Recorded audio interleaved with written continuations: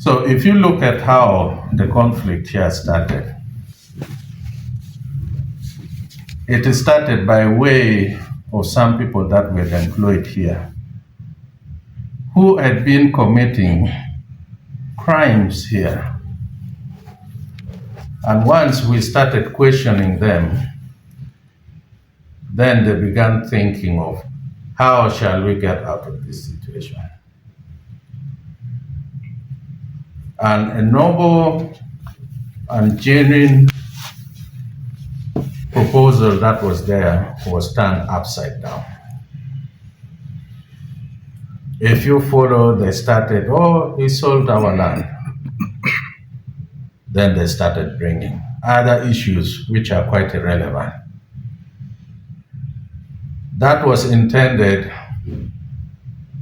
to influence the community to say that if that is the case, we do not want so and so. But I'm glad that those who are patient understood that it was not a matter of maybe bad administration here.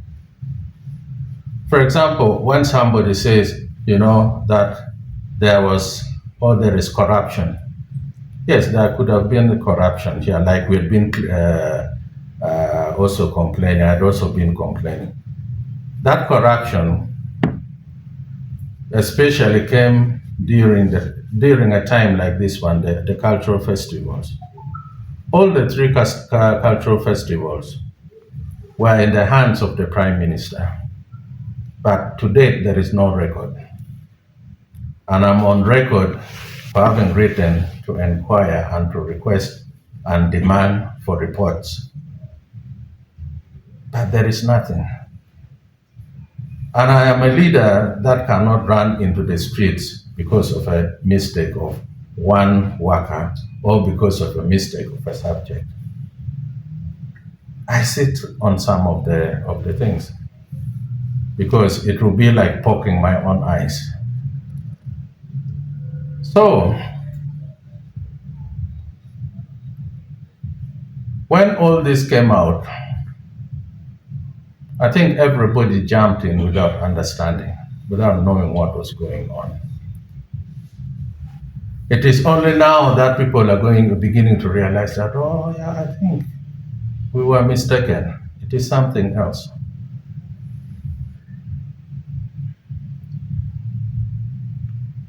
The propaganda, first of all, was that we have chased him away. There is no constitution. A lot of money has been swindled. But on the money case, since 2012, I think 2012, 2014, when I was abroad, when I went for further studies. When I came back, and there was confusion at that time, if some of you would remember, about the former Prime Minister that is swindled money, that was a lie, that was politics. Why has somebody not been taken to jail? Why has somebody not been summoned by the police? Why have those who think their money was swindled not gone out to complain? So the same as this, in 2012, 2014, I and the Prime Minister resolved that we are not going to seek out for money from anybody. We shall work the way we can with the little money that we have from our pockets. We shall run the institution.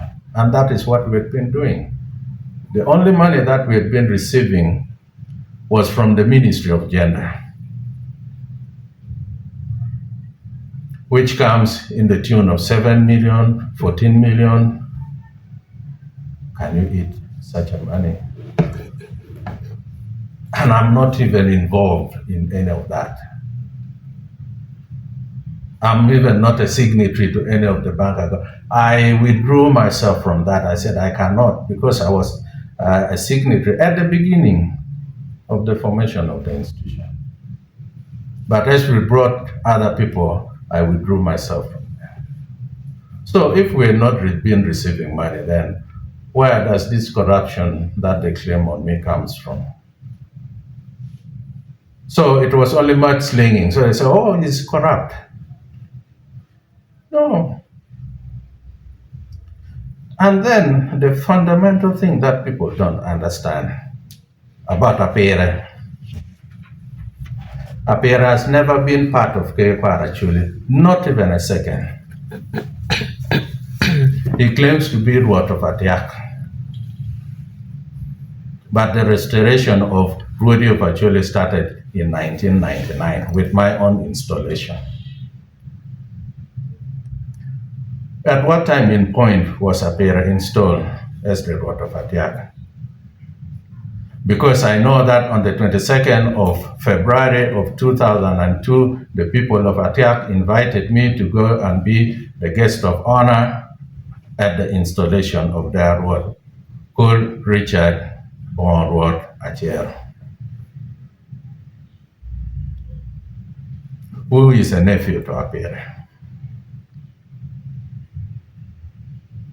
Apere should have been wise then when these few chiefs ran to him that, we have a problem, all those lies that they told him. He should have said, oh, hang on, let me find out.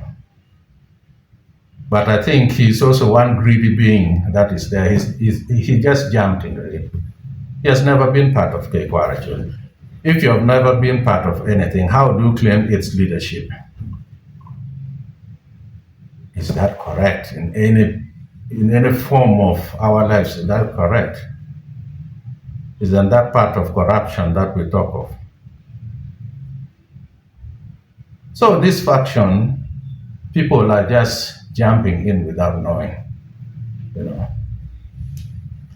Look at the chiefs who are there. The true chiefs. If they will talk of chiefs, then there is the Rwot of Patero, then there is the Rwot of Poran, and then there is the Rwot of Padu.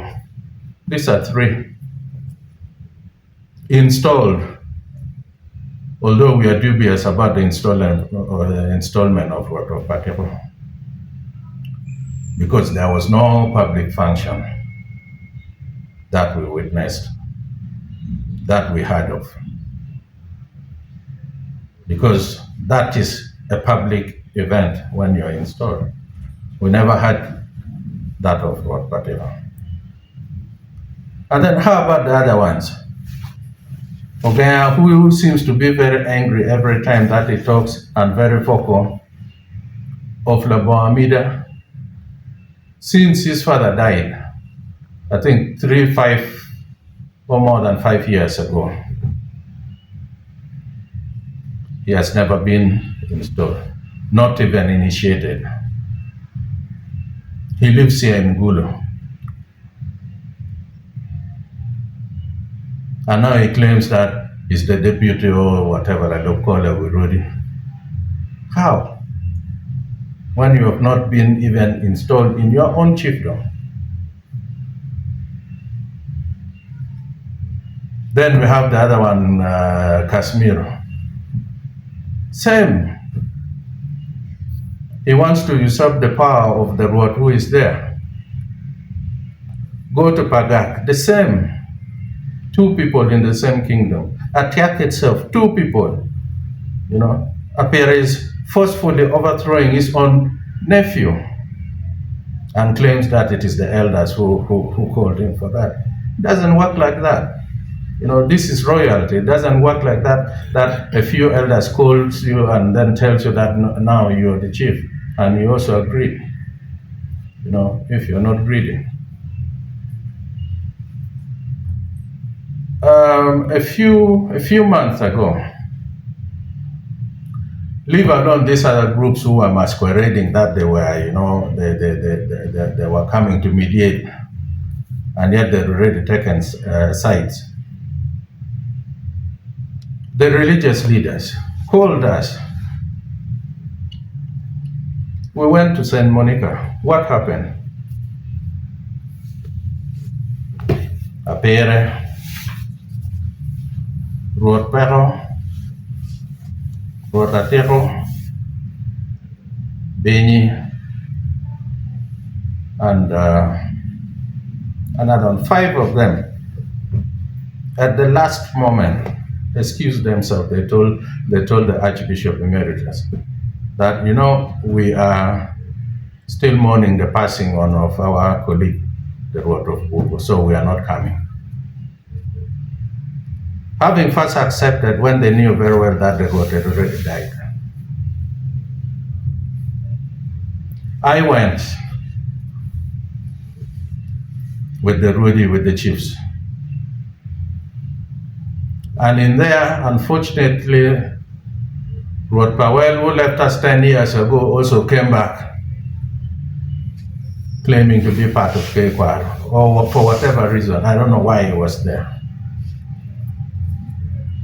There were about 3 of them who were there.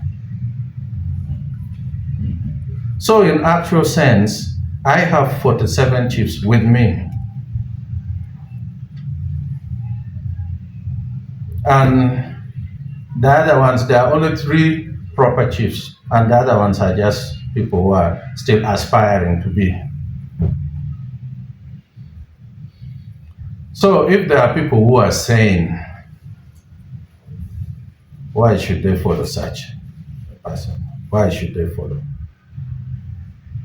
That's why when people talk of mediation, then I say, did I quarrel with anybody? Did I fight anybody? Do I have any issue with anybody to sit down? Because the first thing I was accused of was selling land for Acholi. You are all journalists. Did you investigate and find out that that plot of land belongs to Acholi?